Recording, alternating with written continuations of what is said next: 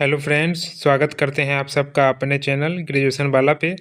तो आज की वीडियो में बात करने वाले हैं MJC MIC third history unit 6 के बारे में, जो कि थर्ड सेमेस्टर में पढ़ना है। तो यूनिट 6 में क्या है, दक्षिण भारत के राज्य के बारे में पढ़ना है, जिसमें चोल हो गया, चेर हो गया, पांड्य हो गया, इसके बारे में पढ़ना है, दक्षिण भारत के राज्य के बारे में। तो जिनका भी एमजेसी या एमआईसी थर्ड में हिस्ट्री है तो उनके लिए यह वीडियो महत्वपूर्ण होने वाला है। इसके पिछले वीडियो में यूनिट 5 को देखे थे और आज की इस वीडियो में यूनिट 6 को देखेंगे, जो कि अंतिम यूनिट होने वाला है। तो कुल कितना यूनिट पढ़ना है एमजेसी एमआईसी थर्ड में? 1 से 6 तक। तो 5 तक का वीडियो करवा चुके हैं और आज के इस वीडियो में यूनिट 6 के बारे में बात करेंगे। तो चलिए पहले देखते हैं दक्षिण भारत के राज्य के स्रोत के बारे में। तो इसका स्रोत क्या है? तो स्रोत में अगर बात करें तो दक्षिण भारतीय इतिहास की जानकारी हमें इनसे मिलती है। तो स्रोत में हम देखेंगे कि दक्षिण भारतीय इतिहास की जानकारी किनसे मिलती है। तो पहला साहित्यिक स्रोत में संगम साहित्य से जो है दक्षिण भारतीय इतिहास की जानकारी मिलती है। संगम साहित्य यानी जो कि तमिल ग्रंथ है, संगम साहित्य। उसके बाद शिल्पदिकारम हो गया, उसके बाद मणि मैखले हो गया। तो मणि मैखले से भी दक्षिण भारतीय इतिहास की जानकारी देखने को मिलती है। तोलकाप्पियम हो गया। तो ये सब जो है साहित्यिक स्रोत में आता है, दक्षिण भारतीय इतिहास की जानकारी के साहित्यिक स्रोत में आता है। संगम साहित्य हो गया, शिल्पदिकारम हो गया, मणि मैखले हो गया, तोलकाप्पियम हो गया। अब दूसरा आता है विदेशी विवरण। तो दक्षिण भारतीय इतिहास की जानकारी में विदेशी विवरण भी इसका स्रोत है। तो विदेशी विवरण में कौन कौन है, जैसे कि प्लिनी हो गए, टॉलमी हो गए, पेरिपल्स ऑफ एरिथ्रियन सी हो गया, रोमन व्यापार की जानकारी।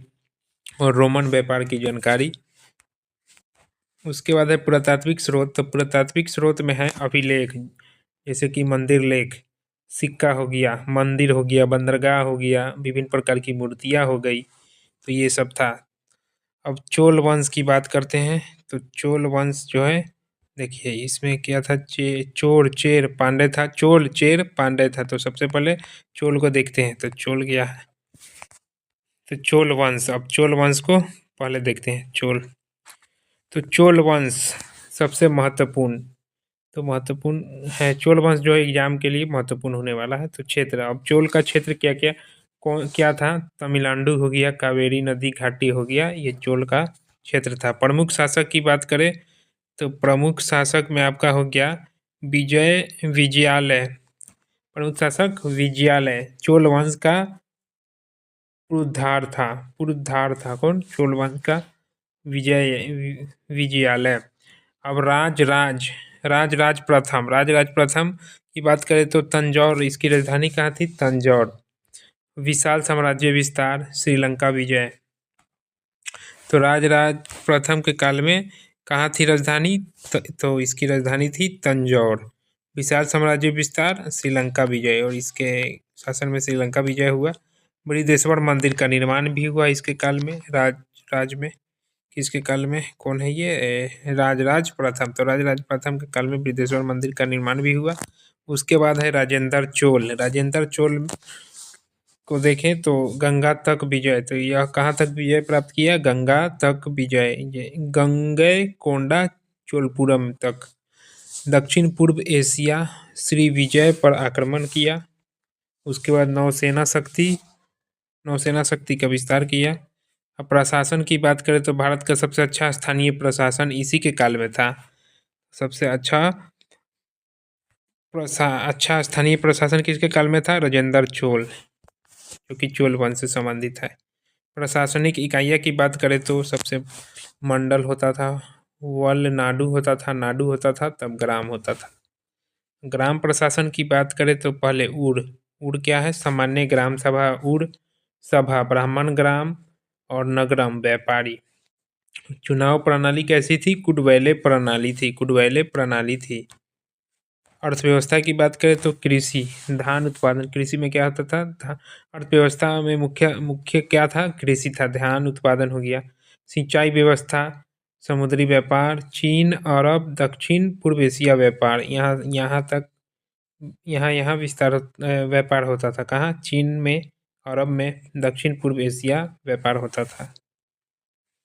कला व स्थापत्य की बात करें तो कला व स्थापत्य में द्रविड़ शैली मंदिर का निर्माण, बृहदेश्वर मंदिर, तंजौर, कांस्य मूर्तियाँ, नटराज का निर्माण हुआ। अब आते हैं चेर वंश। तो चेर वंश जो है क्षेत्र, चेर वंश का क्षेत्र कहाँ था? चेर वंश का क्षेत्र केरल और पश्चिम घाट, और इसकी राजधानी कहाँ था? वंजी। ठीक है, वंजी। चेर वंश की राजधानी कहाँ थी? वंजी। विशेषता, इसकी विशेषता की बात करें तो मसाले का व्यापार खूब होता था, जैसे काली मिर्च का हो गया। रोमन व्यापार, समुद्री व्यापार प्रमुख होता था। समुद्री व्यापार जो है प्रमुख व्यापार था।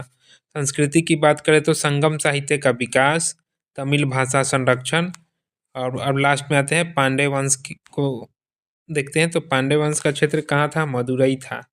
मदुरई। राजधानी की बात करें तो इसका राजधानी मदुरई। ठीक है।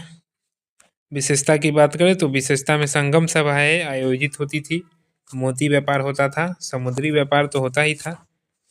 संस्कृति, साहित्य व कला संरक्षण। संस्कृति क्या था इसका? साहित्य व कला संरक्षण, मंदिर निर्माण पे जोर देना। दक्षिण भारत की सामान्य विशेषताएं की बात करें तो समाज।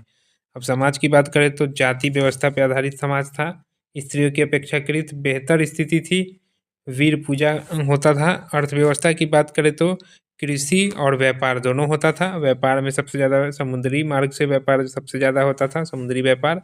बंदरगाह नगर, हाँ, कावेरी पट्टनम, जैसा कि अभी बोले हम कि समुद्री व्यापार ज़्यादा होता था, तो उसमें सब समुद्री व्यापार में किसका योगदान रहता है सबसे ज़्यादा? बंदरगाह का। तो बंदरगाह नगर कावेरी पट्टनम। उसके बाद धर्म की बात करें तो शैव और वैष्णव धर्म, भक्ति आंदोलन होता था, मंदिर केंद्रित जीवन। उसके बाद कला की बात करें तो द्रविड़ स्थापत्य शैली कला, गोपुरम, विशाल मंदिर। संगम काल की विशेषता, अब बात करते हैं संगम काल की विशेषता की। तो तमिल साहित्य का स्वर्ण काल कहा जाता है संगम काल को। कृषि, युद्ध, प्रेम विषय सब था। रोमन व्यापार होता था, रोमन व्यापार करते थे यहाँ पे आके संगम काल। वीर गाथाएं।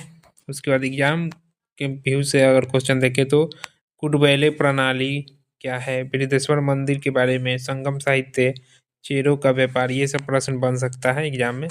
लॉन्ग लॉन्ग क्वेश्चन में अगर देखें तो ये सब प्रश्न बन सकता है। चोल प्रशासन का वर्णन, चोल कला व स्थापत्य, दक्षिण भारत की आर्थिक स्थिति कैसी थी, चोलों की नौसेना शक्ति। तो यही था यूनिट 6। तो अब ये लास्ट यूनिट था। तो अब एमजेसी एमआईसी थर्ड का जो 6 यूनिट था उसको कंप्लीट करवा चुके हैं। अब एमजेसी एमआईसी 4 पेपर को देखेंगे। तब तक के लिए धन्यवाद।